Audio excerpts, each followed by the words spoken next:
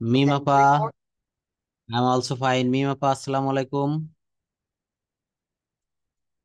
Okay, good morning to everyone. Uh, at first, I would like to talk about you with any topics. Every day we will talk only for 10 minutes in English. আমরা প্রতিদিন 10 minute হলেও ইংরেজিতে কথা বলবো, হ্যাঁ? তো যে কোনো বিষয়ের উপর হোক, এনি টপিকস। আপনারা রাজি? মনে করেন যে কোনো বিষয়ের, হ্যাঁ? আমি যদি বলি আজকে দেখেন, মিমাপার বাসাটা হচ্ছে কোথায়, কুমিল্লা না নোয়াখালী? কুমিল্লা। আচ্ছা, কুমিল্লা কি মুরাদনগর না হোমনা? এটা কুমিল্লা লালমাইজের উপজেলা। লালমাই উপজেলা। আচ্ছা, তাহলে ওখানে নিশ্চয়ই আজকে বর্ষা হচ্ছে নাকি? আমার এখানে কিন্তু বর্ষা হচ্ছে। আচ্ছা, তাহলে এই, হ্যাঁ, এই যে রেইনি সিজন বা বর্ষা, এটা নিয়ে যদি আমরা একটু কথা বলতে চাই যে আজ সকাল থেকে বর্ষা হচ্ছে, এইটার ইংলিশ কি হবে? ইয়াসিন ভাইয়া বলবেন। বলেন, আপনি বলেন। হুম। আজ সকাল থেকে বর্ষা হচ্ছে, কোন টেন্স এটা? এটা সকাল থেকে বসা হচ্ছে, এটা হচ্ছে present continuous, perfect continuous tense. না, প্রেজেন্ট পারফেক্ট হ্যাঁ, সকাল থেকে বর্ষাচ্ছে, yes, present perfect continuous tense. অর্থাৎ আমাদের এটা আরো দ্রুত বলার একটা অভ্যাস করতে হবে, দ্রুত যেন বলতে পারেন। কিভাবে দ্রুত বলা যায়? এটা হচ্ছে প্রথমে টেন্স আইডেন্টিফাই করতে গেলে ভার্ব বা ক্রিয়ার দিকে লক্ষ্য করতে হয়। বললাম যে আজ সকাল থেকে বর্ষা হচ্ছে, দেখেন এখানে একটা সময়ের উল্লেখ আছে এবং একটা চলমান ভাব বোঝাচ্ছে, তাই না? যে সকাল থেকে, সকাল থেকে বর্ষা হচ্ছে, তার মানে কি সকাল থেকে শুরু হয়েছে, এখনো বর্ষাটা হচ্ছে। সময়ের উল্লেখ থাকলে আর যদি চলমান ভাব থাকে, কন্টিনিউয়াস টেন্সের কোনো ভাব বোঝায়, তাহলে সেটা কি হয়? সেটা কন্টিনিউয়াস টেন্স হয়। যেমন আমি ভাত খাচ্ছি, আমি স্কুলে যাচ্ছি। তো এটা হচ্ছে সাধারণ প্রেজেন্ট কন্টিনিউয়াস টেন্স। কিন্তু এগুলোর সঙ্গে যখন আইএনজি যুক্ত করে দিব, তখন হবে হচ্ছে, সরি, এগুলোর সঙ্গে যখন সময়ের উল্লেখ থাকবে, তখন হবে প্রেজেন্ট পারফেক্ট কন্টিনিউয়াস টেন্স। যেমন সকাল থেকে বৃষ্টি হচ্ছে, আমরা আমরা 20 বছর যাবত এই বাড়িতে বসবাস করছি, আমি 1 ঘন্টা ধরে ভাত খাচ্ছি, তারা 2 ঘন্টা ধরে ফুটবল খেলছে। এগুলা হচ্ছে প্রেজেন্ট পারফেক্ট কন্টিনিউয়াস টেন্স। তাহলে এর এর বাক্যটা কি হবে বলেন? সকাল থেকে বর্ষা হচ্ছে।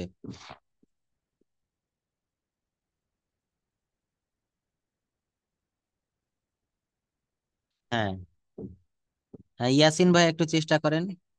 হ্যাঁ, ফার্স্টে এটা বলা যায় কি, দেখেন এই যে বর্ষা, বৃষ্টি, হ্যাঁ, ইয়াসিন ভাই শুনতে পারছেন? একটু কথা বলবেন প্লিজ। একটু আনমিউট করেন, মিউট হয়ে গেছে আপনার। হ্যাঁ, একটু কথা বলবেন প্লিজ। তো বলা হচ্ছে বৃষ্টির প্রোনাউন হিসাবে ইট ব্যবহার করা হয়। বৃষ্টির প্রোনাউন হিসাবে কি ব্যবহার করা হয় বলেন? ইট, আইটি, ইট। ইট মানে হচ্ছে ইহা। আবার ইট মানে হচ্ছে, ইট মানে ইহা, আবার বৃষ্টির প্রোনাউন ক্ষেত্রে ইট ব্যবহার করা হয়। It has been raining. Has been কেন হবে বলেন তো? প্রেজেন্ট পারফেক্ট কন্টিনিউয়াস টেন্সের গঠন প্রণালীতে কিন্তু সাবজেক্টের পরে কি দিতে হয় বলেন? হ্যাজ বিন বা হ্যাভ বিন। হ্যাজ বিন বা হ্যাভ বিন, তাহলে ইট হচ্ছে এখানে থার্ড পারসন সিঙ্গুলার নাম্বার, একজন। সকাল থেকে বৃষ্টি হচ্ছে, it has been raining since morning. কি হবে বলেন? It has been raining since morning, সকাল থেকে বৃষ্টি হচ্ছে। যদি বলা হয় আমি 1 ঘন্টা ধরে ভাত খাচ্ছি, এটা ইয়াসিন ভাইয়া বলেন। আমি 1 ঘন্টা ধরে ভাত খাইতেছি। আমি 1 ঘন্টা ধরে, হ্যাঁ, আমি 1 ঘন্টা ধরে, হুম, I I have been hmm, eating since yeah, since yeah, sorry, for 2 hours, yeah, 1 hour. Yes, I have been eating রাইসটা বাদ পড়ে গিয়েছে আপনার। I have been eating rice for an hour. হ্যাঁ, বলেন তো, আমরা 2 ঘন্টা ধরে মাঠে ফুটবল খেলিতেছি। আমরা 2 ঘন্টা ধরে মাঠে ফুটবল খেলিতেছি। We have been playing football for 2 hours. For 2 hours. যদি বলা হয় যে তারা গত মঙ্গলবার থেকে জ্বরে ভুগছে, তারা গত মঙ্গলবার থেকে জ্বরে ভুগছে, কি হবে? স্যার ওইগুলোর অর্থ তো জানি না। অবশ্যই, দেখেন আমি বলে দেই, পারবেন। তারা গত মঙ্গলবার থেকে জ্বরে ভুগছে, তারা ইংরেজি হচ্ছে they. They have been, they have been suffering from fever. Suffer from মানে হচ্ছে জ্বরে ভোগা, মনে রাখবেন ইংলিশটা। They have been suffering, they have been suffering from fever since last Monday. Since কেন হলো? ওই যে যা মানে হইতে থেকে চেয়ে, তারা গত মঙ্গলবার হইতে, এই হইতে কথাটা থাকার কারণে সিন্স হবে। তাহলে কি হবে? They have been suffering from fever since last Monday. কি হবে বলেন? Since last Monday. তারা গত মঙ্গলবার, তারা গত সোমবার থেকে জ্বরে ভুগছে। এগুলো শিখতে হবে। যদি বলা হয়, যদি বলা হয় আমরা 10 বছর ধরে এই বাড়িতে বাস করছি, আমরা 10 বছর ধরে এই বাড়িতে বাস করছি, কি হবে? আমরা 10 বছর ধরে এই বাড়িতে বাস করছি। হুম, I have been living, yeah, I ওই have ওই been, ওই দিতে হবে। উই হ্যাভ বিন, ওই yeah, মানে আমরা। হুম, we have been living uh, for 10 hours. আমি একটু বলি। মিম আপা বলতে পারবেন যে আমরা 10 বছর ধরে এই বাড়িতে বাস করছি, কি হবে? We have been we have been living for 10 years.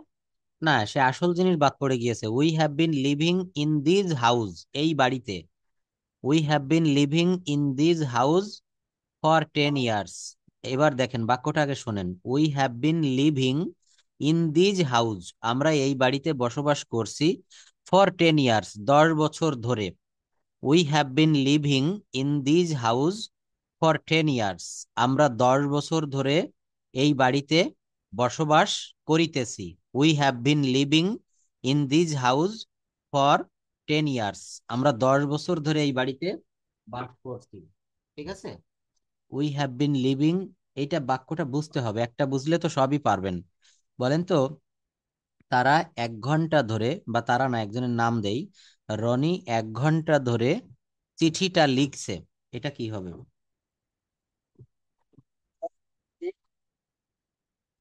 হচ্ছে, বলেন। Roni has bin,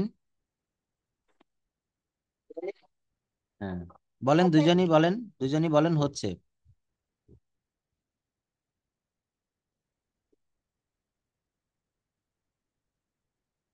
hello.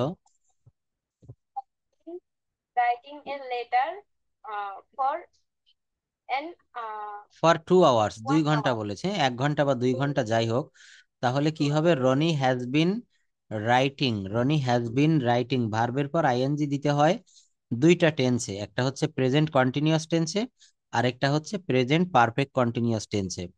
Present perfect continuous tense যেমন দেখতে, প্রেজেন্ট কন্টিনিউয়াস টেন্সও ঠিক একই রকম, শুধু পার্থক্যটা কোথায়? প্রেজেন্ট পারফেক্ট কন্টিনিউয়াস টেন্সে শুধু সময়ের উল্লেখ থাকে। কি থাকে বলেন?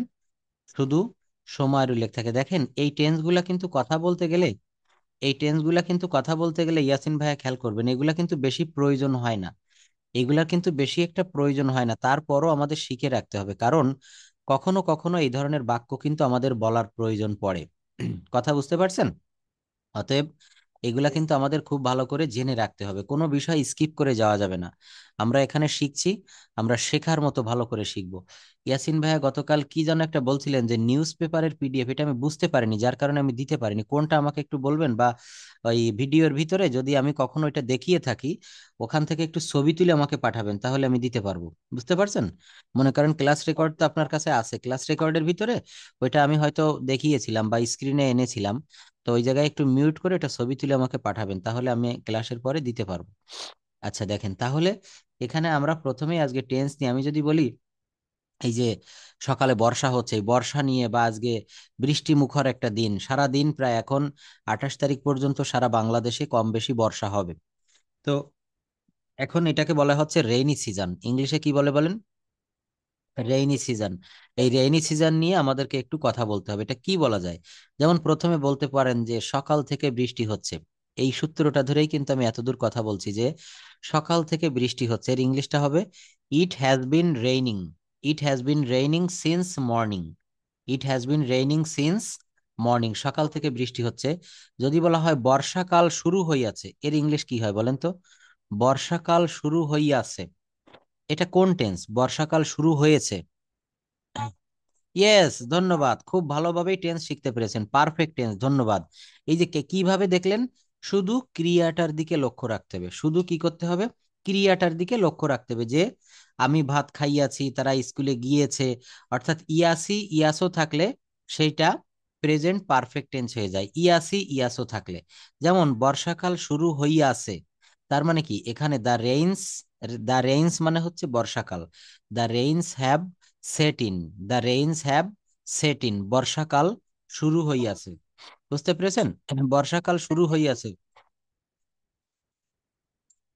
Setting, SETTING। হুম। আচ্ছা, TT, ইয়েস ইয়েস, এগুলো একটু লিখে রাখবেন। হ্যাঁ, ইয়াসিন ভাইও একটু নোটবুকটা নিয়ে বসবেন, এগুলো লিখবেন, হ্যাঁ ঘন ঘন এগুলো লিখতে হবে। আচ্ছা যাই হোক, তো আমি এটা নিয়ে কথা বলতে বেশি আর চাচ্ছি না, কিন্তু এটা নিয়ে আমাদেরকে শিখতে হবে, এই বিষয়গুলো আমাদেরকে এগোতে হবে, এগুলো না শিখলে কিন্তু কথা বলা যায় না। আচ্ছা, আরেকটা বিষয় দেখেন, আপনাদেরকে আমি যখন যখন প্রেজেন্টেশন দিতে বলবো, তখন ঠিক এইভাবেই কিন্তু প্রেজেন্টেশনটা দিবেন যে কোনো বিষয়ের উপরে। যদি বলা হয় রেইনি সিজন নিয়ে কথা বলেন, তো এই লাইনগুলো কিন্তু একটু মুখস্থ করতে হবে। কি আছে ইয়াসিন ভাই একটু পড়েন তো, তারপর মিমাপা পড়বেন। এটা একটু পড়ে ফেলেন, এখানে কি কি আছে। এই যে আমি দিয়েছিলাম আগে একটা, হ্যাঁ এইভাবে বলেন, good afternoon. Good afternoon, everyone. How are you? This is Yasin. First, I would like to thank my honorable moderator, sir, hmm for giving me chance to say a few words about the selected topic in front of you. Hmm. Today's topic is topic name, dear audience. হ্যাঁ ধন্যবাদ। দেখেন Topic name. এখানে বলবেন today's topic is, topic মানে হচ্ছে বিষয়, আজকের বিষয়টা হচ্ছে রেইনি সিজন, বলতে হবে today's topic is rainy season, today's topic is rainy season, আজকের টপিকটা হচ্ছে রেইনি সিজন নিয়ে। এইবার দেখেন টপিকস নেম, এখানে কি করতে হবে, টপিকস নেম দিতে হবে, যে today's topic is rainy season. এইবার বলবেন ডিয়ার অডিয়েন্স, ডিয়ার অডিয়েন্স বলে এরপর আপনি এখান থেকে লেখা শুরু করবেন, বলা শুরু করবেন। এই দেখেন dot dot dot, dear audience, এরপরে কি করবেন, আপনি বলতে শুরু করবেন। বুঝতে পেরেছেন? বলবেন যে কিভাবে বলবেন, at first I would like to say about a short description about rainy season. আমি আপনাদের সামনে বর্ষাকাল সম্পর্কে একটু বলতে চাই।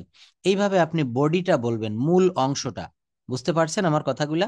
এইভাবে আগে শুরুটা করবেন। এইবার আপনার বডি অংশ, যে মূল অংশটুকু বলার পরে শেষে আপনি এইভাবে শেষ নামাবেন, that's all about me, thank you very much for your kind attention, stay well, see you next. কি বললাম? That's all about me, thank you very much for your kind attention, stay well, see you next. কি বলেছি বুঝতে পেরেছেন? অর্থাৎ এখানে বলতে হবে দ্যাটস অল অ্যাবাউট মি, হ্যাঁ আমার পক্ষ থেকে এতটুকুই আজকের পর্যন্ত, thank you very much for your kind attention, অর্থাৎ মনোযোগ সহকারে ধৈর্য সহকারে শোনার জন্য ধন্যবাদ। Stay well, see you next. কি বললাম বলেন, stay well, see you next. দেখেছেন? এইভাবে বলতে হয়। দেখেন গত ক্লাসে কি আপনাদেরকে এটা পড়িয়েছিলাম, মনে আছে? এই ডেইলি অ্যাক্টিভিটিস, এটা কি পড়েছিলেন? হুম। আচ্ছা, তো এইখান থেকে দেখেন কথা বলতে হবে কিভাবে। এই ডেইলি অ্যাক্টিভিটিসটা শেখার পর এখানে একটা বিষয় রয়েছে যে আপনি গতকাল কি কি করেছিলেন, এখানে কি কি করি সেইগুলো দেওয়া রয়েছে।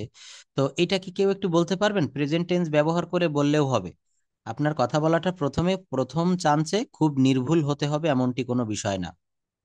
অর্থাৎ আপনাকে নির্ভুলভাবে বলার জন্য আরো অনেক সময় ওয়েট করতে হবে, আরো গ্রামার জানতে হবে, আরো বিষয়টা অনেকগুলো ক্লিয়ার করে তারপরে বলতে হবে। কিন্তু আমি কবে সবকিছু শিখবো তারপরে বলা আরম্ভ করব, এটা ভালো, নাকি এখন থেকে যদি আমি অল্প অল্প করে বলা শুরু করি এটাই ভালো? দেখেন, এটা নিজের বর্ণনা, বলছে ইন্ট্রোডিউস ইউর সেলফ, নিজের বর্ণনাটা নিজে দিতে হবে। আর আরেকটা রয়েছে অ্যাবাউট ডেইলি অ্যাক্টিভিটিস, হ্যাঁ কি লিখেছি, অ্যাবাউট ডেইলি অ্যাক্টিভিটিস, অর্থাৎ আপনি সারা দিন সকাল থেকে রাত পর্যন্ত কি কি করেন। বলছে good afternoon you all, this is mister Saikat before you. এখানে সৈকতের জায়গায় বলবেন যে this is Mim, this is Yasin Sheikh, হ্যাঁ I am really glad to share my feelings. এত কিছু না বলেও আপনি সকাল থেকে সন্ধ্যা পর্যন্ত কি কি করেন এইগুলো একটু বলতে হবে। আমরা একটু চেষ্টা করি, দেখি পারি কিনা, তারপর আমরা না হয় গ্রামার অংশে যাব। একটু বলার চেষ্টা করেন তো, যে আপনি সকালে প্রথমে এটা বলতে পারেন যে আসসালামু আলাইকুম, this is Yasin Sheikh before you, I usually get up from bed at 6 o'clock। আমি সাধারণত সকাল 6টার সময় ঘুম থেকে উঠি, এভরিডে প্রতিদিন। And I wash my hands and face, and I take ablution for my Fajr prayer. After that I recite or I say my prayer at 5:30 PM AM। আমি 5:30টার সময় ফজরের নামাজ পড়ি। অর্থাৎ এইভাবে রুটিন মাফিক সাজিয়ে একটু বলতে হবে। এটা একটু বলার চেষ্টা করেন তো। ভুল হয় হোক, আমি সংশোধন করে দিব, কিন্তু একটু বলেন দেখি কেমন বলা যায়। কে বলবেন আগে?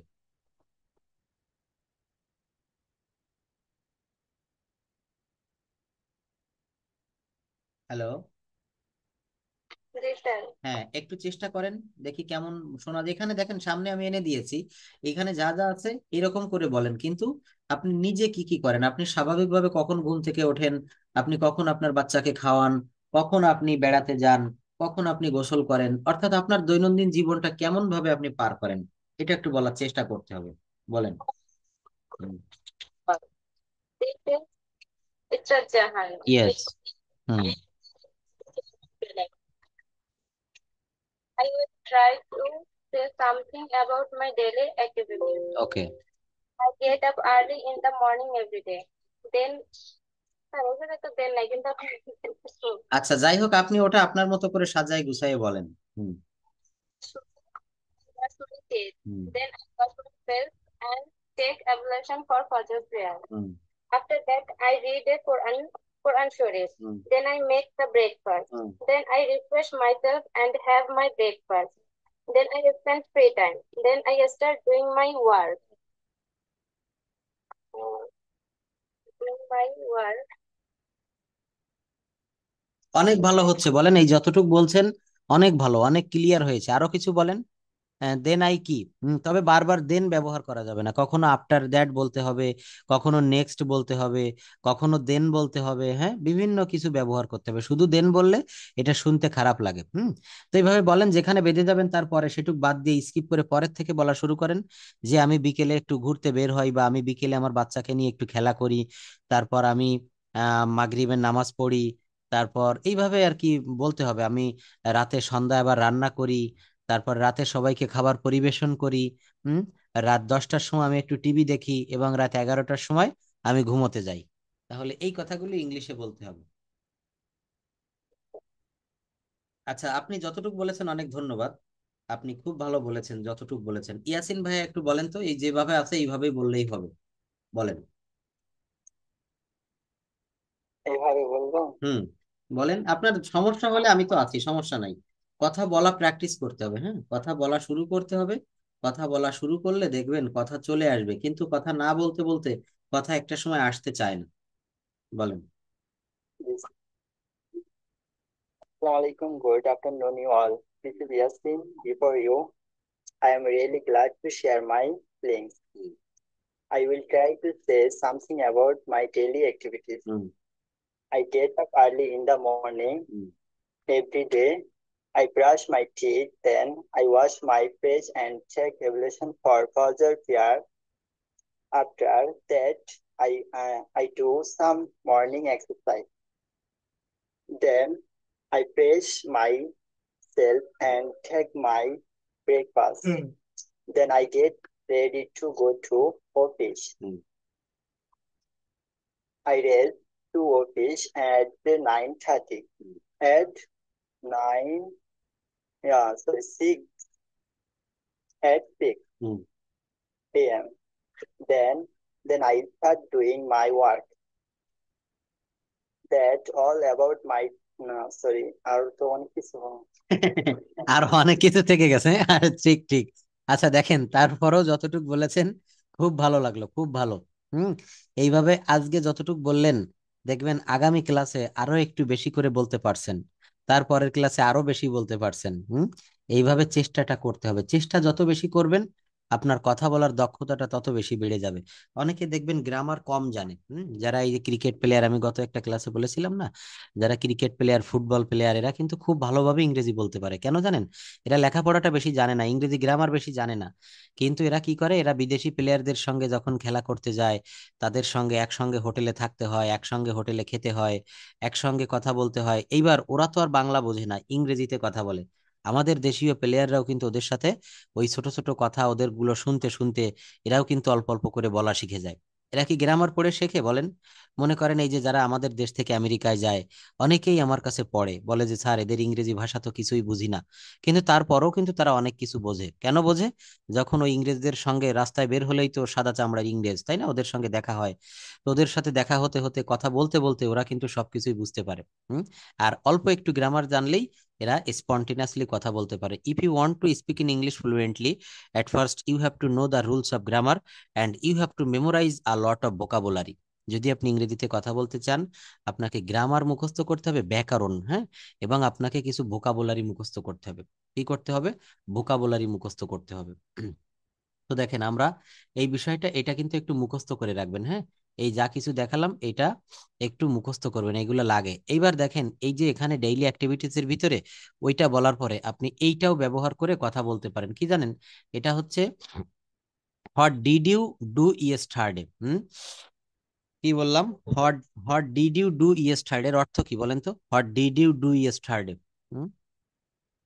তুমি গতকাল কি করেছো? ধন্যবাদ। তুমি গতকাল কি করেছিলে, হ্যাঁ, তুমি গতকাল কি করেছিলে, এইটার উপরে আপনাকে কথা বলা শিখতে হবে। যে এইটা কেবল যেটা পড়লেন এটা হচ্ছে আপনি প্রতিদিন কি কি করেন, বর্তমান কালে আপনি কি কি করেন, আর এগুলা হচ্ছে আপনি কি কি করেছিলেন। What did you do yesterday, অর্থাৎ গতকাল আপনি কি কি করেছিলেন সেইগুলাই এখানে উল্লেখ করা রয়েছে। ঠিক আছে? আচ্ছা, তো দেখেন এখানে কি বলা হচ্ছে, এই জায়গাটিতে আমরা একটু ফলো করব, হ্যাঁ। এটা কিন্তু শিখতে হবে। এখানে স্টার্টিং সিস্টেম তিনটা রয়েছে, দেখেন, স্টার্টিং সিস্টেম 1, স্টার্টিং সিস্টেম 2, আরেকটা রয়েছে স্টার্টিং সিস্টেম 3। আমাকে ভালোভাবে শুনতে পারছেন? দেখা যাচ্ছে স্ক্রিনটা? তাহলে আমার এইগুলো একটু ফলো করবেন, হ্যাঁ, এই কথাগুলো ফলো করবেন, দেখবেন দ্রুত ইংলিশে কথা বলতে পারবেন। তো এখন আজকে আমরা একটু কোয়াজিটিভ ভার্ব নিয়ে কথা বলবো, এটা শিখবো। কোয়াজিটিভ ভার্বটা কেমন, আপনারা কি কখনো শিখেছেন, শুনেছেন এটা? মিমাপা একটু বলেন তো কোয়াজিটিভ ভার্ব। হ্যাঁ,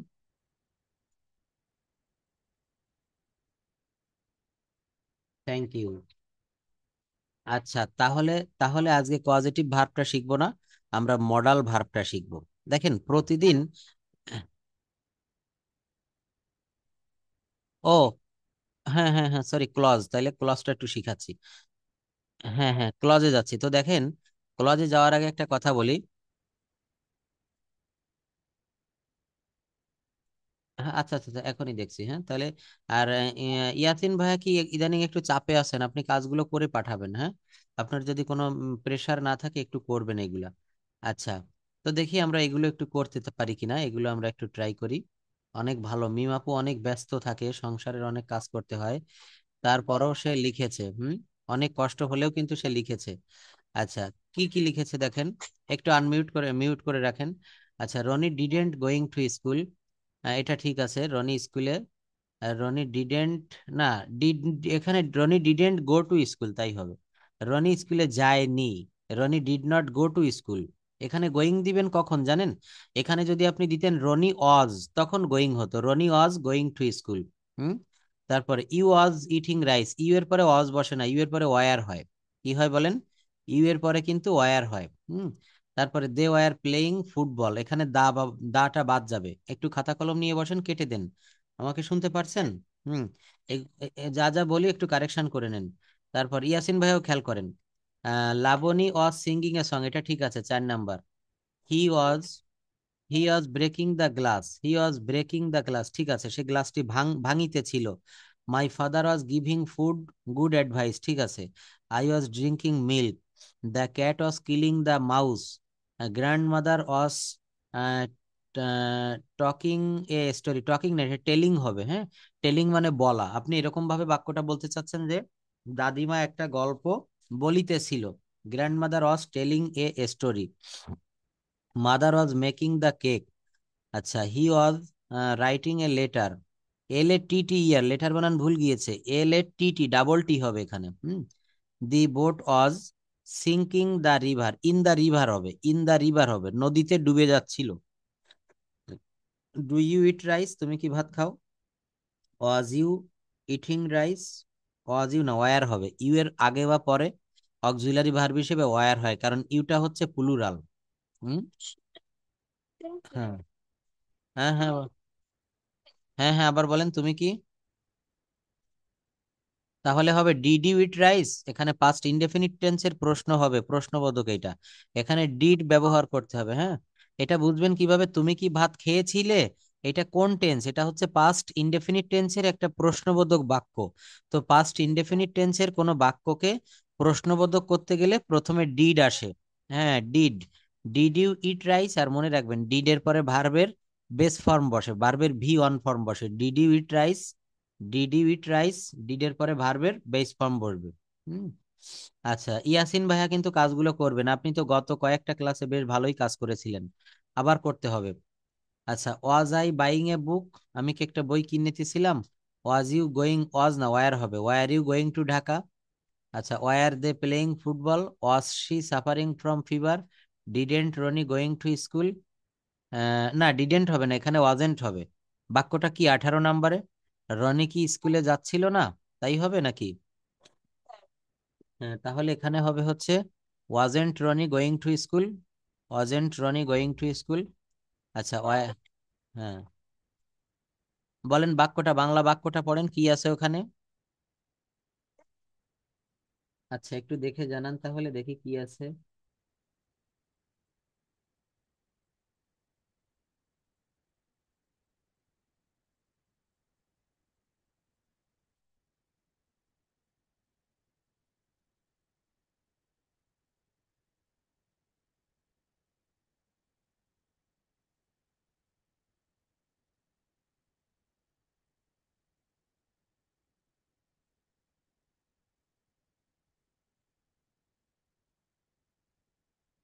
স্কুলে যাননি?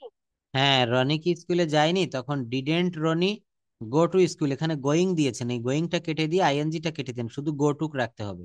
Didn't Roni go to school, Roni কি স্কুলে যায়নি, এটা হচ্ছে পাস্ট ইনডেফিনিট টেন্সের একটা নেগেটিভ বাক্য। নেগেটিভ ইন্টারোগেটিভ, নেগেটিভ না। যদি নেগেটিভ হতো তখন কি হতো, Roni did not go to school, Roni স্কুলে যায়নি, Roni did not go to school, Roni স্কুলে যায়নি। আর রনি কি স্কুলে যায়নি, তখন কি হবে, didn't Roni go to school, didn't Roni go to school, Roni কি স্কুলে যায়নি। হুম। তারপর দেখেন কি আছে, were not you helping him. আচ্ছা, ওয়ার নট কে এটা সংক্ষেপে ওয়ারেন্ট বলা যায়। ডোন্ট দা বয় রিড, এটার অর্থ কি? ইয়েস, হ্যাঁ হ্যাঁ হ্যাঁ, WER, তারপর এন, তারপরে টি, অ্যাপোস্ট্রফি দিয়ে টি, এই যখন ডোন্ট লিখেছেন এইভাবে WWERE, তারপর এন, তারপর অ্যাপোস্ট্রফি, তারপর টি, ওয়ারেন্ট ইউ, WERE, তারপর এন, তারপর অ্যাপোস্ট্রফি, তারপর টি, ওয়ারেন্ট ইউ। হুম। তারপর কি আছে, ডোন্ট দি বয় রিড, এটার বাংলা কি বোঝাতে চাচ্ছেন, ডোন্ট দা বয় রিড, বালকটি কি বই পড়ে না? শেখেনি? হ্যাঁ হ্যাঁ, পড়তে পড়া শিখেনি? বালকটি পড়া শেখেনি, তাহলে হবে এটা তো নেগেটিভ, দা বয় ডিডেন্ট, শেখেনি, বাংলাটা বুঝতে হবে, এটা হচ্ছে পাস্ট ইনডেফিনিট টেন্সের negative, the boy didn't learn his lesson, the boy did not learn his lesson, past indefinite টেন্সের নেগেটিভ, বালকটি পড়া শেখেনি, the boy didn't learn his lesson, এরকম হবে।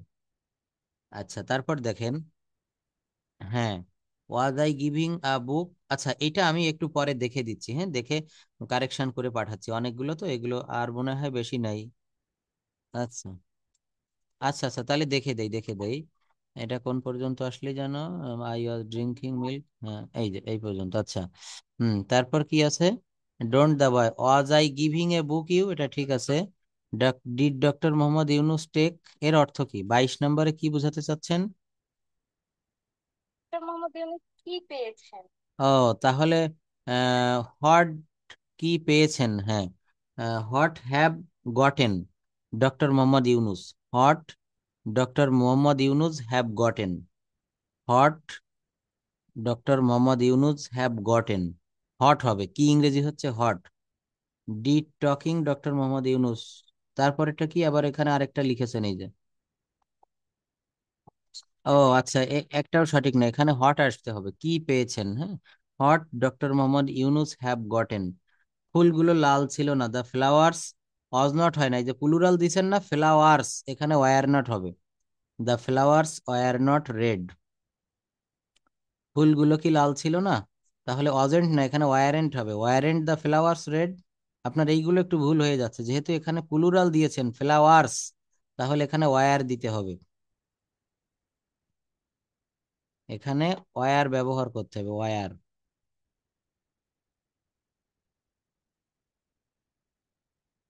স্যার আর দুইটা আছে। আচ্ছা, দুইটা দিচ্ছি, দাঁড়ান এটা।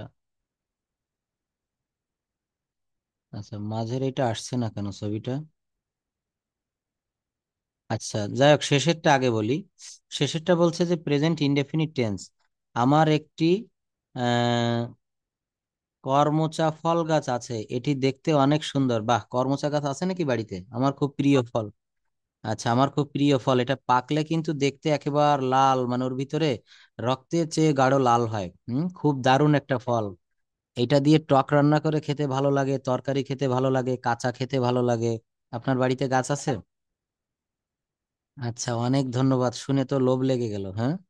আচ্ছা, যাই হোক, পাতাগুলা সতেজ, তারপর অনেক কর্মচা ধরে।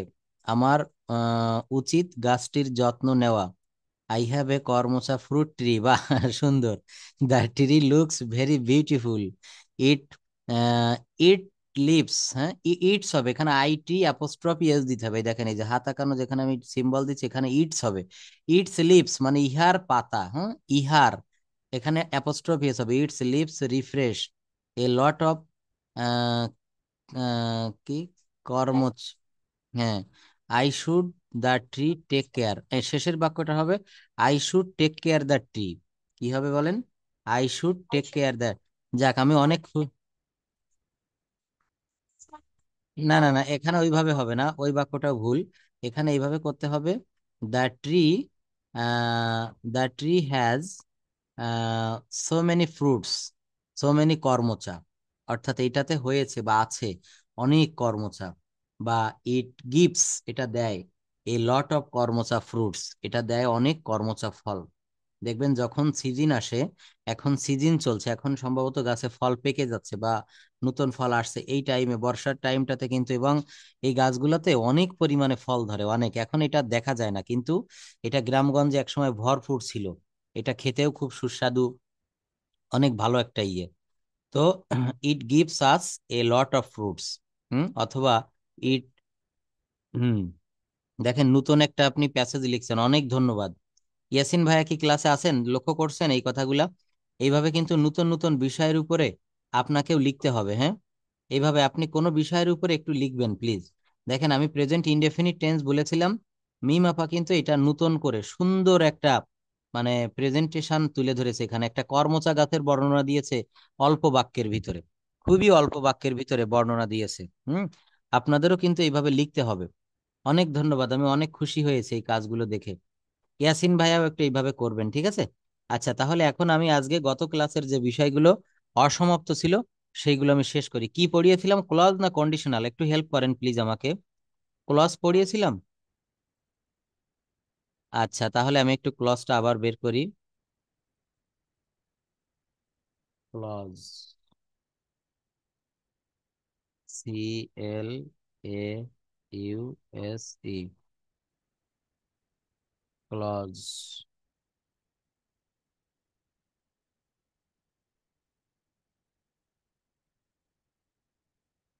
তারপর ফার্স্টটা পড়াইছিলেন যে ইন্ডিপেন্ডেন্ট ক্লজ, প্রিন্সিপাল।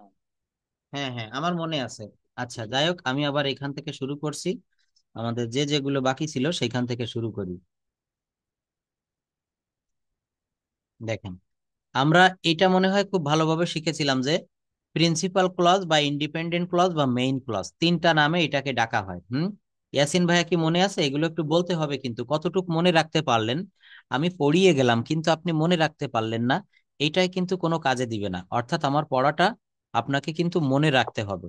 যেভাবে পড়াচ্ছি ঠিক সেইভাবে কিন্তু মনে রাখবেন। দেখেন, প্রিন্সিপাল ক্লজ বা ইন্ডিপেন্ডেন্ট ক্লজ বা মেইন ক্লজ, এরপর হচ্ছে সাবঅর্ডিনেট ক্লজ বা ডিপেন্ডেন্ট ক্লজ, আরেকটা হচ্ছে কোঅর্ডিনেট ক্লজ, হ্যাঁ।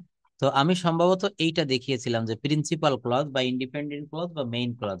আজকে আমরা দুইটা দেখব, সাবঅর্ডিনেট ক্লজ কাকে বলে বা কেমন হয়, ডিপেন্ডেন্ট ক্লজ, আর হচ্ছে কোঅর্ডিনেট ক্লজ। আচ্ছা, এইবার আবার দেখেন, এই সাবঅর্ডিনেট ক্লজকে তিন ভাগে ভাগ করেছে, নাউন ক্লজ, অ্যাডজেক্টিভ ক্লজ আর অ্যাডভার্ব ক্লজ। আচ্ছা, ইয়াসিন ভাইয়া গতকাল বলেছিলেন, আমার মনে আছে যে আপনি ক্লজটা ভালোভাবে বুঝতে পারেননি।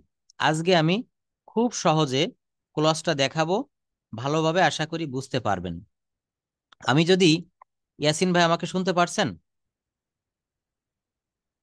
আচ্ছা, একটু কথা বলবেন, না বুঝতে পারলে আমাকে থামিয়ে দিবেন যে স্যার আমি এখানে বুঝতে পারিনি। ক্লাসের শেষে যদি বলেন তাহলে আমাকে আবার গোড়ায় চলে আসতে হয়। যখনই না বুঝতে পারবেন আপনি কথা বলবেন যে স্যার আমি বুঝতে পারতেছি না, সঙ্গে সঙ্গে আমি ওই জিনিসগুলো আবার বুঝাবো। দেখেন কি বলা হচ্ছে, সাবঅর্ডিনেট ক্লজ অথবা ডিপেন্ডেন্ট ক্লজ।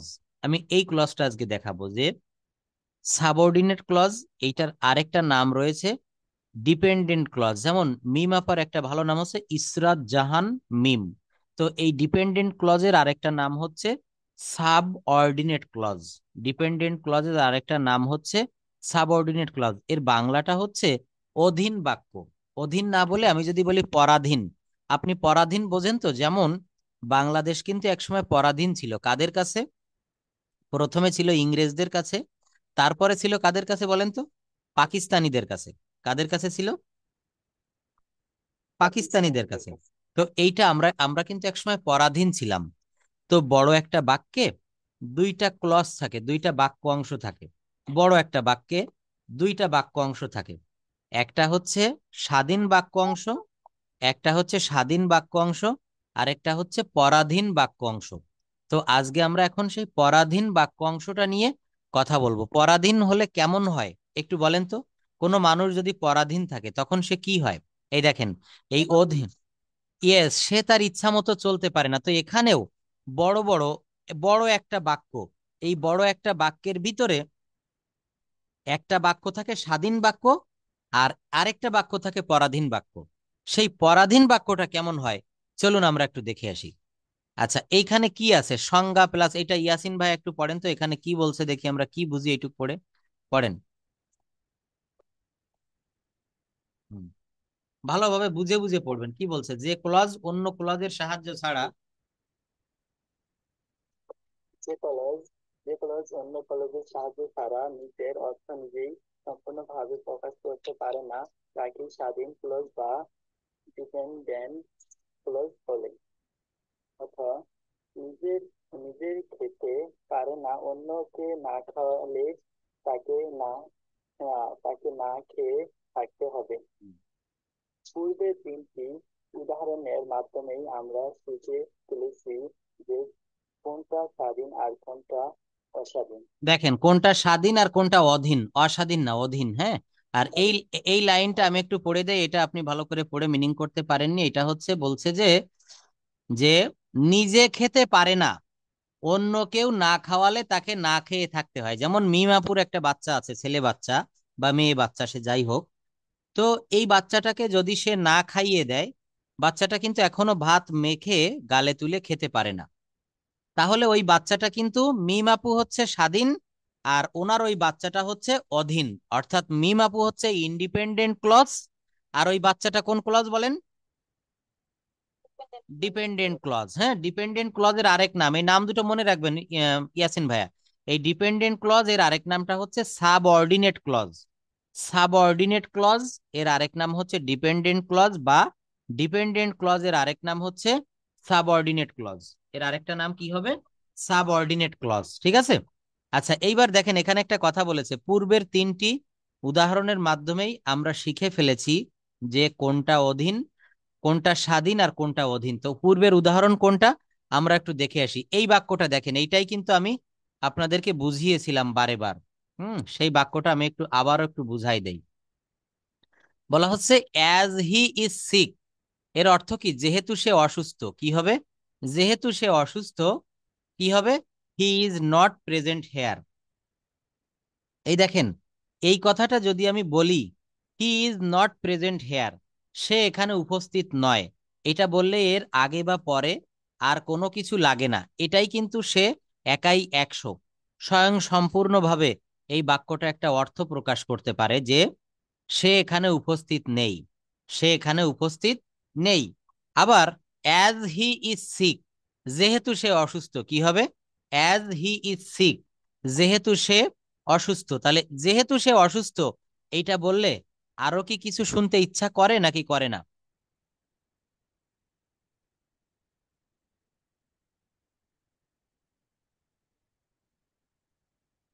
আরো কিছু শুনতে ইচ্ছা করে তো এইটা দেখেন এখানে লেখা রয়েছে ডিসি, মানে এটা হচ্ছে ডিপেন্ডেন্ট ক্লজ। কোনটা? As he is sick. আর এই যে বাক্যটা, এটা হচ্ছে independent clause, he is not present here. এইটুক আগে বুঝতে হবে, এই একটা বাক্য মনে রাখেন আর বাদ বাকিগুলো সব সহজ হয়ে যাবে। As he is sick, he is not present here, এই দুইটা মিলে একটা বাক্য। দেখেন প্রথম বাক্যের পরে কি দিয়েছি? কমা দিয়েছি। কি দিয়েছি? কমা দিয়েছি। তো এইটা হচ্ছে, প্রথমটা হচ্ছে পরাধীন বাক্য আর পরেরটা হচ্ছে স্বাধীন বাক্য। এইবার দেখেন আমরা আসল জায়গায় আসি। সংজ্ঞাটা কি বুঝতে পেরেছেন? যে ক্লজ অন্য ক্লজের সাহায্য ছাড়া নিজের অর্থ নিজেই সম্পূর্ণভাবে প্রকাশ করতে পারে না, তাকে অধীন বাক্য বলে। ওই যে বলেছি, মনে করেন আমি যখন ক্লাস 4-5-এ পড়তাম, আমি কিন্তু আমার বাবা মার অধীনে চলতাম, বাবার হোটেলে খাইতাম, বাবা যা বলতো আমাকে স্কুলে যাওয়ার জন্য 10টি টাকার দরকার হলেও বাবার পকেট থেকে নিতে হতো। তখন আমি কি ছিলাম? আমি ছিলাম ডিপেন্ডেন্ট ক্লজ বা সাবঅর্ডিনেট ক্লজ, আর আমার বাবা ছিল ইন্ডিপেন্ডেন্ট ক্লজ। এই বিষয়টা বুঝতে হবে। ইয়াসিন ভাইয়া, কোথায় আপনি বুঝতেছেন না কথা বলবেন প্লিজ। আমি যেভাবে বুঝাই দিচ্ছি এর থেকে ভেঙে কি আর বোঝানো যায় বলেন? আচ্ছা, তা আপনি না বুঝতে পারলে আমাকে বলবেন, আমি আপনার জন্য আরো 10 বার বুঝাবো। ক্লজ মানে হচ্ছে বাক্যাংশ। ক্লজ মানে কি বললাম? বাক্যাংশ, অর্থাৎ বড় বাক্যের ছোট কোনো অংশকে বাক্যাংশ বলে। দেখেন আমি যদি প্রতিদিন আপনাদের ওই টেন্স পড়াই, শুধু সহজ সহজ জিনিস পড়াই, এতে আমার সুবিধা হবে, আমার কম কষ্ট হবে, লস হবে, অসুবিধা হবে আপনাদের। কিন্তু এটাতে হচ্ছে আপনাদেরকে ফাঁকি দেওয়া হয়ে যাবে। তো আমি চাই না যে ফাঁকি দিতে। অনেক টিচাররা কিন্তু ওই সারা বছর ওই সহজ জিনিসগুলা পড়ায়, কিন্তু দেখেন এই ল্যাঙ্গুয়েজটা যদি ভালোভাবে শিখতে চান, আপনাকে এই জিনিসগুলোও শিখতে হবে। ক্লজ না শিখলে, এই যে একটা বাক্য, যদি এরকম একটা বাক্য বলতে চাচ্ছেন মনে মনে যে যেহেতু সে অসুস্থ সেহেতু সে আজকে মিটিং এ আসেনি, আপনাদেরকে যদি আমি এটা বলি যে আমি আজকে যেহেতু অসুস্থ, আমি আজকে এখন আর ক্লাসটি নিব না, এইটা আপনি ইংলিশে কিভাবে করবেন আপনি যদি ক্লজ না জানেন, ক্লজের ব্যবহার না জানেন? এই বাক্যটা কি ইংলিশে বলা যাবে? যাবে না। এই জন্য আমাদেরকে ক্লজ শিখতে হবে। As he is sick, he is not present here, এই বাক্যটা মনে রাখবেন, অ্যাজ হি ইজ সিক। আর এখানে আরো একটা বিষয় শিখিয়েছিলাম, এগুলো মনে রাখতে হবে যে ক্লজ চিনতে গেলে লিঙ্কিং ওয়ার্ড গুলো খুবই মনে রাখতে হবে। হ্যাঁ দেখেন, ক্লজের ভিতরে কি কি থাকে? As, since, because, though, although, so that, lest, if, unless, that, WH word, as, relative pronoun, adverb, এগুলা থাকবে। এগুলো প্রথমে থাকবে, ইয়েস, প্রথমে থাকবে, কখনো কখনো মাঝে থাকতেও পারে, সেটা দুই এক সময় হবে। আচ্ছা দেখেন, যে ক্লজের পূর্বে লিঙ্কার্স বা লিঙ্কিং ওয়ার্ড থাকে, সেই ক্লজটি সাধারণত ডিপেন্ডেন্ট ক্লজ বা সাবঅর্ডিনেট ক্লজ বলে। গতকালকেও আমি কিন্তু এটা বুঝিয়েছিলাম আপনাদের। কি বলেছিলাম দেখেন, বলা হচ্ছে যে যে ক্লজের পূর্বে, পূর্বে মানে কি প্রথমে, শুরুতে, পূর্বে বললে অনেক সময় আমরা বুঝতে পারি না, যে ক্লজের শুরুতে বা প্রথমে লিঙ্কার্স বা লিঙ্কিং ওয়ার্ড থাকে, সেই ক্লজটি সাধারণত ডিপেন্ডেন্ট, অধীন ক্লজ বা সাবঅর্ডিনেট ক্লজ বলে। আবার লিঙ্কার বা লিঙ্কিং ওয়ার্ডটি সরিয়ে ফেললে ডিপেন্ডেন্ট বা অধীন ক্লজটি ইন্ডিপেন্ডেন্ট ক্লজ হয়ে যায়। মনে রাখবেন, যে ক্লজটির পূর্বে লিঙ্কার্স থাকে সেই ক্লজটি হচ্ছে পরাধীন বাক্য। যেমন এই বাক্যটা দেখেন, অ্যাজ হি ইজ সিক, কমা দিয়েছি, তার মানে কি এইটা টোটালি কিন্তু একটা আলাদা বাক্য, এটা কিন্তু একটা আলাদা একটা বাক্য। তো এই বাক্যে কি আছে? প্রথমে অ্যাজ আছে না? এই অ্যাজটা কিন্তু একটা লিঙ্কিং ওয়ার্ড। লিঙ্কিং ওয়ার্ড মানে বোঝেন, যেটা সংযুক্ত করে দেয়, সংযুক্তকারী ওয়ার্ড। মনে করেন ঘটকে ঘটকালি করে ছেলে এবং মেয়ের ভিতরে বিয়ে সম্পন্ন করে দেয়, এখানেও ঠিক সেই রকম, এটাও কিন্তু ঠিক সেই রকম, অ্যাজ হি ইজ সিক। তো দেখেন এখানে আরেকটা কথা বলেছে, এই বাক্য থেকে আমি যদি এই অ্যাজটাকে আলাদা করে ফেলি, এই বাক্য থেকে যদি আমি এই অ্যাজটাকে আলাদা করে দেই বা যদি মুছে দেই, তখন কিন্তু এই বাক্যটা আবার, এটা কিন্তু একটা স্বাধীন বাক্য হয়ে যাবে, ইন্ডিপেন্ডেন্ট ক্লজ হয়ে যাবে। আর যদি এখানে কোনো লিঙ্কার্স যোগ করে দেয়, তাহলে সেটা ডিপেন্ডেন্ট ক্লজ বা পরাধীন বাক্য হয়ে যাবে। কি বলেছি বলেন তো?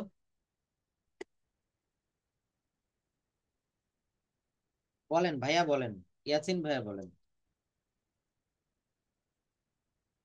মিমাপু বলেন, এটা বলেন। আমি সহজ একটা কথা বলেছি ইয়াসিন ভাইয়া, বলেছি কি যে কোনো বাক্যের প্রথমে যদি এই যে দেখেন একটা লিঙ্কার্স বা লিঙ্কিং ওয়ার্ড এগুলা যদি থাকে, তাহলে বুঝে নিবেন ওই বাক্যটা পরাধীন বাক্য, ডিপেন্ডেন্ট ক্লজ।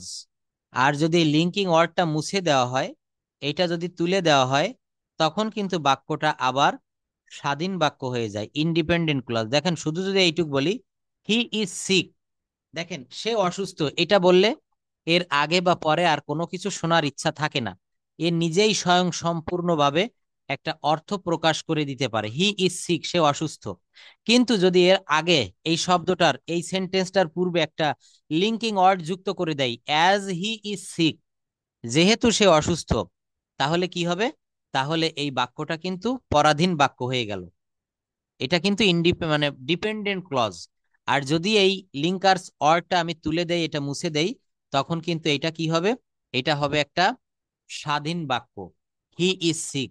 হুম, এটা মনে রাখবেন। আচ্ছা, ইয়াসিন ভাইয়ের ওখানে নাকি মিমামুর ওখানে কি শব্দ হয় মাঝে মাঝে, হ্যাঁ, একটু ক্যাসকুস বিভিন্ন শব্দ, এই শব্দগুলো না আসলে তাহলে ভালো হয়।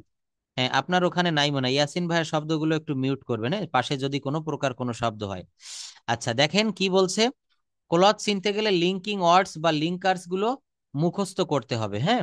অর্থাৎ এই শব্দগুলো থাকলে কোন শব্দের প্রথমে বা শুরুতে যদি এই শব্দগুলো থাকে, তাহলে সেগুলো কি হয়? সেগুলো কিন্তু পরাধীন বাক্য হয়, ডিপেন্ডেন্ট ক্লজ হয়। কি হয়? ডিপেন্ডেন্ট ক্লজ হয়। আচ্ছা, ডিপেন্ডেন্ট ক্লজ বা সাবঅর্ডিনেট ক্লজ চেনার উপায় কি বলেছি এটা পড়েন তো, মিমাপা একটু পড়েন। কিভাবে আপনি চিনবেন যে বাক্যটা ডিপেন্ডেন্ট ক্লজ কিনা, পড়েন।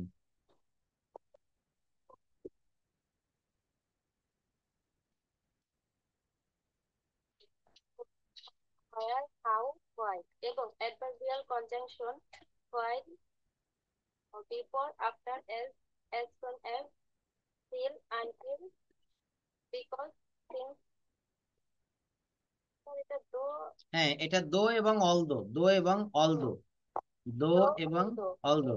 হুম, So that, whenever, wherever, whoever, whatever ইত্যাদি। ধন্যবাদ। ইত্যাদি দ্বারা যুক্ত থাকে, কি কোন ক্লজে যুক্ত থাকে? ডিপেন্ডেন্ট ক্লজে। এই যে অনেকগুলো কথা বলেছেন দেখুন, হোয়েন, হোয়াইল, হোয়ার, হ্যাঁ। এখন এইগুলো আমরা একটু দেখি যে ডিপেন্ডেন্ট ক্লজে এইগুলো দিয়ে কিভাবে যুক্ত করা হয়। যেমন দেখেন প্রথম বাক্যটা লিখেছি, I know when he comes. কি লিখলাম? I know when he comes, আমি জানি কখন সে আসে। দেখেন এখানে হোয়েন দ্বারা দুটো বাক্যকে যুক্ত করেছে। বাক্য দুইটা কি কি? আই নো একটা বাক্য, আরেকটা বাক্য আছে হি কামস। এরপর দেখেন, while there is life there is hope, যেখানে জীবন আছে সেখানে আশা আছে। I know where he lives, আমি জানি কোথায় সে বাস করে। আচ্ছা, এই বাক্যটা নিয়ে আমরা একটু কথা বলি সামান্য 1-2 মিনিট, হ্যাঁ। এই যে বাক্যটা বলছে কি, I know where he leaves, এখানে দুইটা বাক্য, হি লিভস একটা বাক্য, আর আই নো এই একটা বাক্য, আমি জানি কোথায় সে বাস করে। আচ্ছা, এখানে কোনটা ডিপেন্ডেন্ট ক্লজ আর কোনটা ইন্ডিপেন্ডেন্ট ক্লজ একটু বলা যাবে কি? প্রথম যে ডিপেন্ডেন্ট ক্লজ, হ্যাঁ।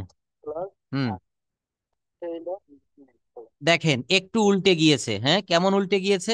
আই নো আমি জানি, আর হোয়ার he leaves, where he leaves এটার অর্থ হচ্ছে কোথায় সে বাস করে, কোথায় সে বাস করে। আই নো আমি জানি। দেখেন আমি জানি এইটা কিন্তু বললে এরপরে আরো কিছু শুনতে ইচ্ছা করে। আমি জানি, এরপরে কি শুনতে ইচ্ছা করে? হোয়ার হি লিভস। ও সরি, এখানে ইয়াসিন ভাই ঠিক বলেছেন যে প্রথমটাকে বলেছেন ডিপেন্ডেন্ট ক্লজ, হ্যাঁ। এইটা ডিপেন্ড করছে কিসের উপরে? এই যে দ্বিতীয় যে বাক্যটা, এর উপরে নির্ভর করতেছে। ডিপেন্ড মানে কি বলেন তো? নির্ভর করা। তাহলে প্রথমটা হচ্ছে ডিপেন্ডেন্ট ক্লজ, আর পরেরটা হচ্ছে ইন্ডিপেন্ডেন্ট ক্লজ। অর্থাৎ আপনারা এই এই সেন্টেন্সটা দিয়ে মনে রাখলে বেশি ভালো হবে। অ্যাজ হি ইজ সিক, যেহেতু সে অসুস্থ, এটা কিন্তু একটা পরাধীন বাক্য, এটা ডিপেন্ডেন্ট ক্লজ। তারপর কি বললাম? হি, and তাহলে হবে। ইয়েস, অ্যাজটা যদি মাঝখানে বসে তাহলে হবে। ধন্যবাদ। আবার এই অ্যাজটা যদি আমি কেটে দেই, তখন কিন্তু হি ইজ সিক এই বাক্যটাও কিন্তু আবার একটা স্বাধীন বাক্য হয়ে গেল। এটাও কিন্তু একটা ইন্ডিপেন্ডেন্ট ক্লজ হয়ে গেল। হ্যাঁ, হি ইজ নট প্রেজেন্ট হেয়ার, তারপর ইত্যাদি ইত্যাদি। অর্থাৎ এখানে এই বাক্যগুলোকে কি করতে হবে? এই বাক্যগুলোকে এইভাবে চিনে ফেলতে হবে। হ্যাঁ, আচ্ছা, এইবার দেখেন ডিপেন্ডেন্ট বা মাঝখানে, হ্যাঁ হ্যাঁ, as he is not present hair, তখন এই যে যদি বলা হি ইজ সিক, সে অসুস্থ, অ্যাজ যেহেতু হি ইজ নট প্রেজেন্ট হেয়ার, তখন কিন্তু এখানেই দেখেন এই যে মাঝখানে এখানে যদি অ্যাজ বসাতাম এবং অ্যাজ সহ এই বাক্যটা কি হতো? As he is not present এই বাক্যটা তখন ডিপেন্ডেন্ট ক্লজ হয়ে যেত, আর প্রথমটা হতো ইন্ডিপেন্ডেন্ট ক্লজ। অর্থাৎ এখানে বিষয়টা ঠিক উল্টে যেত। হ্যাঁ, আচ্ছা, এটা ক্লাস রেকর্ডটা আর পিডিএফটা একবার একটু দেখবেন। এইসব অ্যাডভান্স লেভেলের ক্লাসগুলা একবারে কিন্তু ক্লিয়ার হয় না, এগুলো একটু ধীরে ধীরে বুঝবেন, দেখবেন ক্লিয়ার হবে। তো এতক্ষণ আমরা স্বাধীন বাক্য আর অধীন বাক্য দেখলাম, স্বাধীন বাক্য আর পরাধীন বাক্য। এখন আমরা দেখব কোঅর্ডিনেট ক্লজ। কোঅর্ডিনেট ক্লজটা হচ্ছে সমন্বয়কারী। কোঅর্ডিনেট ক্লজটা কেমন হবে? সমন্বয়কারী ক্লজ। যে সেন্টেন্সে সাধারণত যে সেন্টেন্সে সাধারণত দুইটি ইন্ডিপেন্ডেন্ট ক্লজের মাঝে একটি কোঅর্ডিনেট কনজাংশন। এইটা কিন্তু আরো সহজ, এটা আরো সহজ, এতক্ষণ যা বুঝিয়েছি এটা কিন্তু বেশি সহজ। কি বললাম? বলছে যে সেন্টেন্সে, একটু পড়েন তো এটা, ইয়াসিন ভাইয়া পড়েন। যে সেন্টেন্সে, যে সেন্টেন্সে সাধারণত দুটি ডিপেন্ডেন্ট ক্লজ এর মাঝে একটি আহ, এটা কি জানি বানানটা, বলেন বানানটা। Coordinating conjunction. coordinate conjunction and but or not only but always media nor another or another with all is but and ইত্যাদি যুক্ত থাকে তাকে কোঅর্ডিনেট ক্লজ বলে। এগুলো একটু পড়েন তাহলে। The students studied a lot but failed. Okay, the student studied a lot but failed in last step. ছাত্রটি অনেক পড়াশোনা করেছিল কিন্তু শেষ পর্যায়ে ব্যর্থ হয়েছিল। তারপর go go hit go hit or fast face a new problem. সামনে এগিয়ে চলো অথবা নতুন বা সমস্যার সমস্যার সম্মুখীন হও। সম্মুখীন হও। She is studies and thinker. সে পড়াশোনা এবং আধুনিক। তারপর বলুন।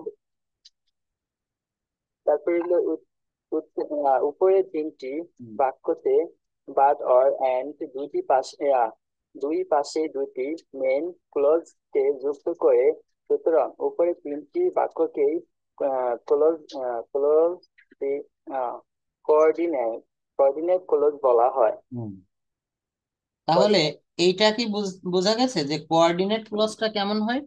কোঅর্ডিনেট ক্লজটা হচ্ছে কি, সমন্বয় সাধন করবে। মনে করেন আপনার ভিতরে আর আপনার ফ্রেন্ডের ভিতরে ঝগড়া লেগেছে, এখন আমি গিয়ে ঝগড়াটা মিটিয়ে দিলাম, আমাকে কি বলা হবে? কোঅর্ডিনেটর। আমাকে কি বলা হবে? কোঅর্ডিনেটর, অর্থাৎ সমন্বয়কারী।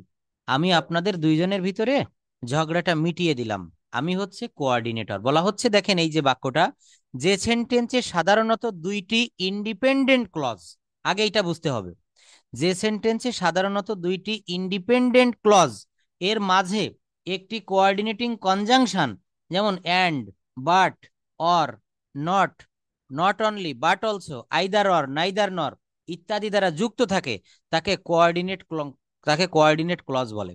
যেমন দেখেন, the students study a lot but failed in a last step. এই দেখেন, এই যে একটা clause but failed in a last step, এইটা হচ্ছে একটা ইন্ডিপেন্ডেন্ট ক্লজ, স্বাধীন বাক্য। আর এই একটা স্বাধীন বাক্য, কোনটা? স্বাধীন বাক্য এই আরেকটা, যে দ্য স্টুডেন্টস স্টাডিড আ লট, এটা আমি একটু বড় করে দেই, এই একটা দিয়েই বুঝাইয়ে দিব। এখানে দুইটা স্বাধীন বাক্য, দ্য স্টুডেন্ট স্টাডিড এ লট, ছাত্রটা প্রচুর পড়াশোনা করেছিল, আর ফেইল্ড ইন লাস্ট স্টেপ, শেষের ধাপে সে ফেল করেছিল। এখানে একটা কোঅর্ডিনেটিং কনজাংশন রয়েছে মাঝখানে, কি বলেন তো? বাট। কি আছে? বাট। কথা শোনা যাচ্ছে? বুঝবেন, কথা বলবেন, মাঝে মাঝে উত্তর না দিলে আসলে কিন্তু খুব কষ্ট লাগে। তো বলা হচ্ছে যে এই যে দুইটা স্বাধীন বাক্যকে সংযুক্ত করে দিয়েছে, ওই যে দুই বন্ধুর ভিতরে গন্ডগোল লেগেছিল, ঝগড়া লেগেছিল, আমি গিয়ে মিটাই দিলাম। তো এখানে এই বাট নামক একটা কনজাংশন দুইটা বাক্যকে সংযুক্ত করে দিয়েছে। এই জন্য এই বাটটাকে বলা হচ্ছে, বা এই ক্লজটাকে বলা হচ্ছে কোঅর্ডিনেট ক্লজ। বলা হচ্ছে দুটি, এই সেন্টেন্সে সাধারণত দুটি ইন্ডিপেন্ডেন্ট ক্লজ এর মাঝে একটি coordinating conjunction and, but, or, not, not only but also ইত্যাদি দ্বারা যুক্ত থাকে, তাদেরকে কোঅর্ডিনেট ক্লজ বলে। তাদেরকে কি বলে? কোঅর্ডিনেট ক্লজ বলে। এই এই দুটো মনে রাখবেন, দুটো স্বাধীন বাক্য, দুটো ইন্ডিপেন্ডেন্ট বাক্য যদি এইগুলো দ্বারা যুক্ত থাকে, and, but, or, nor, not only but also, তখন তাকে কোঅর্ডিনেট ক্লজ বলে। তখন তাকে কি বলে? Coordinate clause. অর থাকবে, অর, অ্যান্ড থাকবে, যেমন দেখেন এই যে একটা বাক্য, এর মাঝখানে কিন্তু অ্যান্ড দিয়ে দুটো বাক্যকে আমি জোড়া লাগিয়েছি, কেমন দেখেন? শি ইজ স্টুডিয়াস, স্টুডিয়াস মানে বোঝেন, সে খুব পড়ুয়া, সে খুব পড়ুয়া, অ্যান্ড সিনসিয়ার, এবং খুব আন্তরিক। He is studious and sincere, সে খুব পড়ুয়া এবং খুব আন্তরিক। তাহলে এই দেখেন, এই যে সে খুব পড়ুয়া, he is very studious, she is very studious, আর এই সিনসিয়ার, এই সিনসিয়ার দ্বারাও কিন্তু একটা মূলত বাক্যকে বুঝাচ্ছে। তো দুইটা বাক্যকে জোড়া লাগিয়ে দিয়েছে আঠা দিয়ে, অ্যান্ড, অ্যান্ড নামক একটা কোঅর্ডিনেটিং কনজাংশন। এই দেখেন, এই যে কোঅর্ডিনেটিং কনজাংশন দ্বারা যুক্ত থাকবে দুইটা স্বাধীন বাক্য, এই জন্য এই বাক্যগুলোকে কোঅর্ডিনেট ক্লজ বলা হয়। হুম। এই কোঅর্ডিনেট ক্লজগুলো আপনারা এইগুলো আরেকটু ভালোভাবে দেখবেন, আজকে তিনটা ক্লজ আমি ভালোভাবে বুঝাই দিয়েছি, এরপরে রয়েছে হচ্ছে কমপ্লিমেন্ট হিসাবে। হ্যাঁ, এগুলো দরকার নেই, আজকে ক্লজ তিনটা ভালোভাবে বুঝেন। যে একটা হচ্ছে স্বাধীন বাক্য, ডিপেন্ডেন্ট ক্লজ, এর সংজ্ঞাটা কি হয়? এ স্বাধীনভাবে মত প্রকাশ করতে পারে, বলেছে যে ক্লজ অন্য ক্লজের সাহায্য ছাড়া নিজের অর্থ নিজেই সম্পূর্ণভাবে প্রকাশ করতে পারে, তাকে স্বাধীন বাক্য অংশ বলে। তাকে স্বাধীন বাক্য, যেমন যে এই যে একটা বাক্য বলেছি, as he is sick he is not present here, যেহেতু সে অসুস্থ সেহেতু সে আজকে এখানে উপস্থিত নেই। তাহলে দেখেন, সে এখানে উপস্থিত নেই, এইটা হচ্ছে একটা স্বাধীন বাক্য, আর যেহেতু সে অসুস্থ, এইটা হচ্ছে একটা পরাধীন বাক্য। এটা হচ্ছে একটা পরাধীন বাক্য। হুম। আচ্ছা, এরপর দেখেন ডিপেন্ড, বলেন বলেন। বলছিলাম যে এসটা যদি মাঝখানে হয়, বলছিলেন যে সেন্টেন্সটা ঘুরবে, হুম হুম। এটা বলছিলেন যে। আচ্ছা, এইটা একটু বুঝাই। যেমন he is sick as he is not present here, এর অর্থটা কি দাঁড়ালো? সে অসুস্থ। এখানে অ্যাজ মানে কিন্তু কারণ, এই অ্যাজটা যখন আপনি মাঝখানে লিখবেন, এখানে আপনি লিখে দিবেন অ্যাজ। কি লিখলেন? A S, as. এটা যদি এখানে দেয় যে, মনে করেন এই প্রথম অ্যাজটা নাই, তখন কি হবে? হি ইজ সিক অ্যাজ, কারণ হি ইজ নট প্রেজেন্ট হেয়ার, অর্থাৎ বাক্যটা হবে সে অসুস্থ যার ফলে সে এখানে উপস্থিত নাই। তখন কিন্তু এই হি ইজ সিক, এইটা কিন্তু হয়ে যাবে হচ্ছে স্বাধীন বাক্য। আর এইটা অ্যাজ যুক্ত হি ইজ নট প্রেজেন্ট হেয়ার, এইটা হয়ে যাবে পরাধীন বাক্য। কিন্তু এখন কিন্তু উল্টে গেছে, এখন হি ইজ নট প্রেজেন্ট, এখানে কিন্তু যেহেতু অ্যাজটা নাই, মনে করেন এই অ্যাজটা আমি উঠাই দিলাম, অ্যাজটা এখন নাই, তখন কি হবে? এখন ঠিক যা আছে, এই যে অ্যাজ হি ইজ সিক, এটা হচ্ছে পরাধীন বাক্য, আর he is not present here, এটা স্বাধীন বাক্য।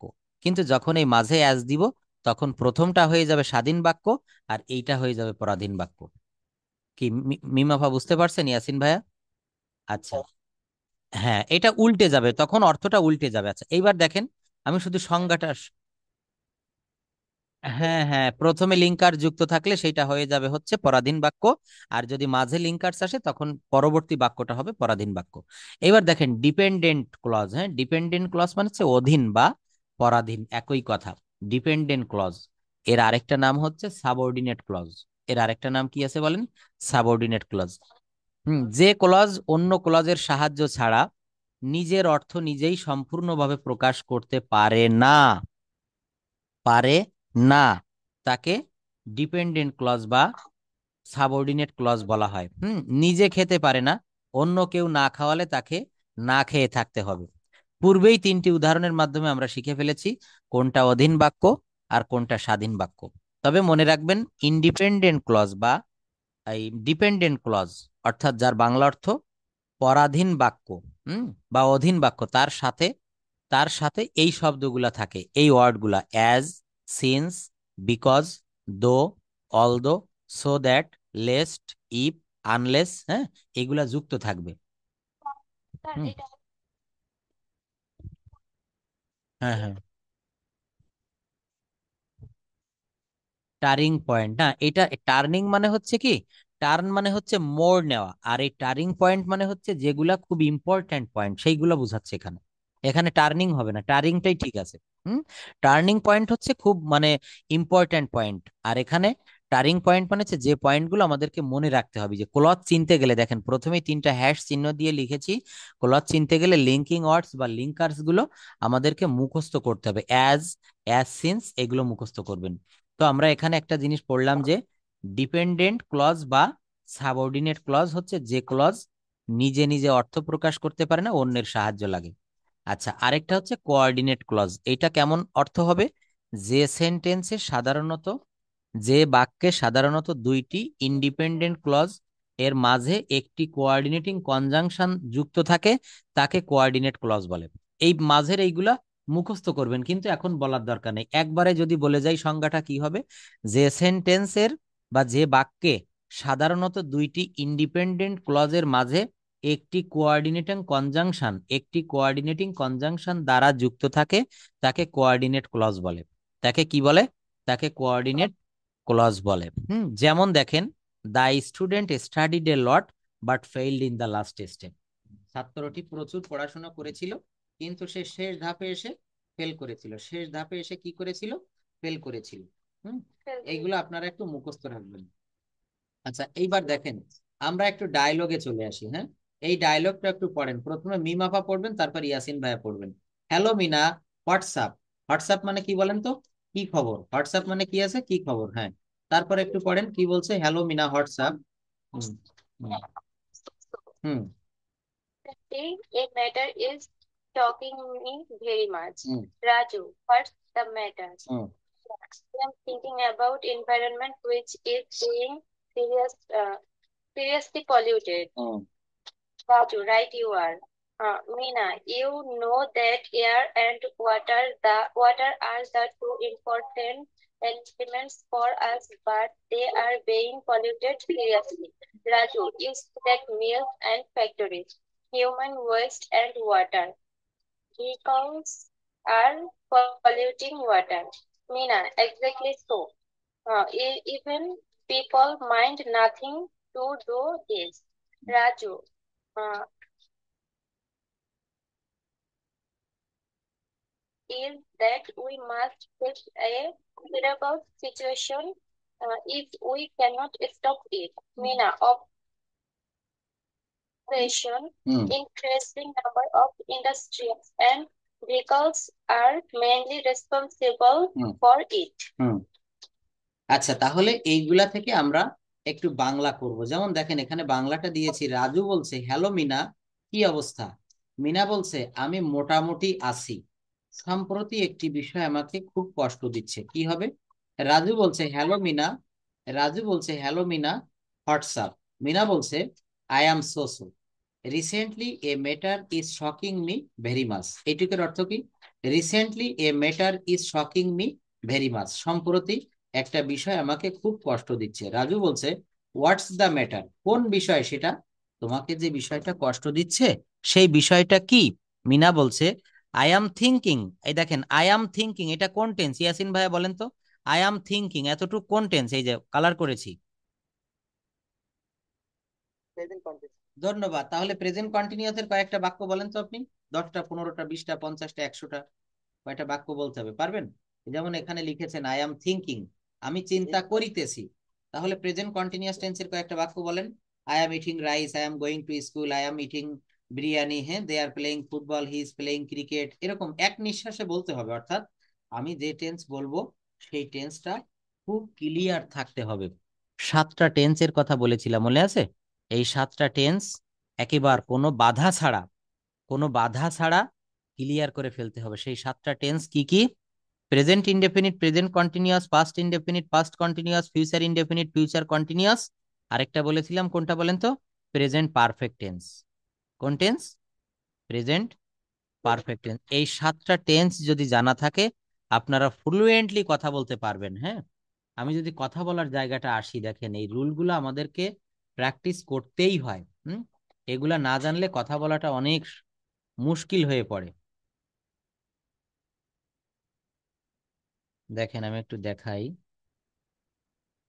ইয়ে হুম, ছোট ছোট ইংরেজি বাক্য, এগুলা না জানলে রুলগুলা কিন্তু ক্লিয়ার হবে না। শুধু ই করলে, যেমন আমি ব্যাগ তুলি, তাহলে লিফট মানে তোলা, I lift bag. Say apple কাটে, কি হবে? সে আপেল কাটে, হি কাটস অ্যাপেল। সে জুস খায়। দেখেন এখানে সব টেন্স গুলা কিন্তু আমি প্রেজেন্ট টেন্সে সাজিয়েছি, অন্য কোনো টেন্স পাবেন না। সে আপেল কাটে, হি কাটস আপেল। এখানে দেখেন সুবিধার্থে উচ্চারণটাও দেওয়া আছে, হি কাটস অ্যাপেল। সে জুস খায়, তাহলে এখানে কি ইট জুস দেওয়া যাবে? যাবে না। তরল জিনিস পান করার ক্ষেত্রে ড্রিঙ্কস হবে, হি ড্রিঙ্কস জুস। আমরা চা তৈরি করি, উই মেক টি। তারা মেঝে পরিষ্কার করে, দে ক্লিন ফ্লোর। আচ্ছা, যদি বলা হয়, এটা তো আমি একটা পজিটিভ ভার্ব পড়িয়েছিলাম আপনাদের, তাই না? এটা যদি পজিটিভ ভার্ব দিয়ে করি যে তারা মেঝে পরিষ্কার করে, এটা বললে কি বুঝাচ্ছে? তারা নিজেরা মেঝে, তারা নিজেরা মেঝে পরিষ্কার করে। কিন্তু আমি যদি বলি তারা মিতাকে দিয়ে মেঝে পরিষ্কার করায়, কি হবে বলতে পারবেন? তারা মিতাকে দিয়ে মেঝে পরিষ্কার করায়।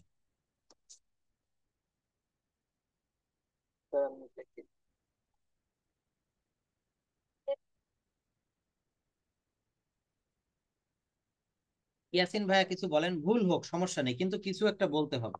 ভুল বললেও আপনাকে বলা লাগবে। বলেন, পারবেন?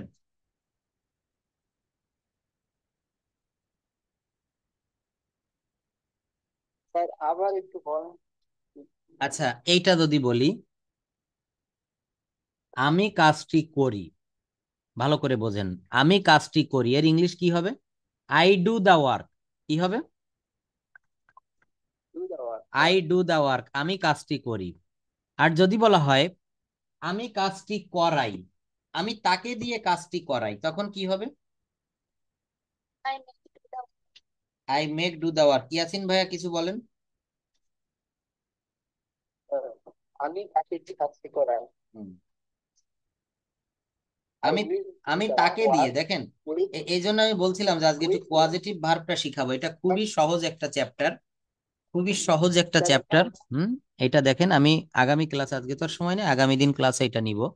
পজিটিভ ভার্বের ব্যবহারটা খুব চমৎকার। হুম, পজিটিভ ভার্বের ব্যবহারটা খুবই চমৎকার। যদি বলা হয় আমি কাজটি করি, I do the work.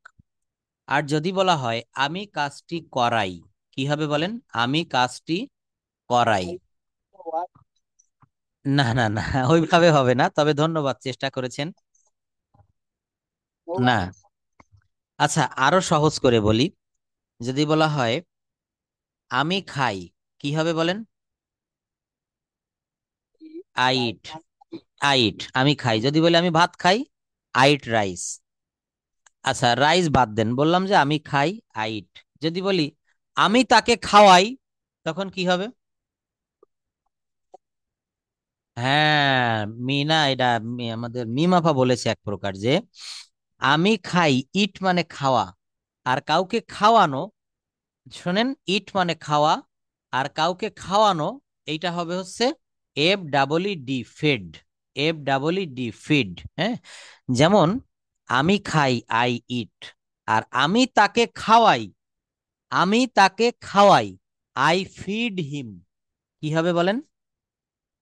I pick it. আমি The দেখি, next শোনেন, আমি আমি দেখি, আই সি, কি হবে? আই সি, কথা বলবেন, আই সি, আমি দেখি। আর আমি তাকে দেখাই, তখন কি হবে? সি মানে দেখা, আর শো মানে হচ্ছে দেখানো। সি মানে দেখা, আর শো মানে হচ্ছে দেখানো। তখন কি হবে? আমি তাকে দেখাই, আই শো হিম। ভালোভাবে বুঝেন, আই শো হিম। সি মানে দেখা, সি মানে দেখা, আর শো মানে দেখানো। তাহলে আই সি, আমি দেখি, আর আমি তাকে দেখাই, আই শো হিম। যেমন মা শিশুকে চাঁদ দেখায়, কি হবে? মাদার,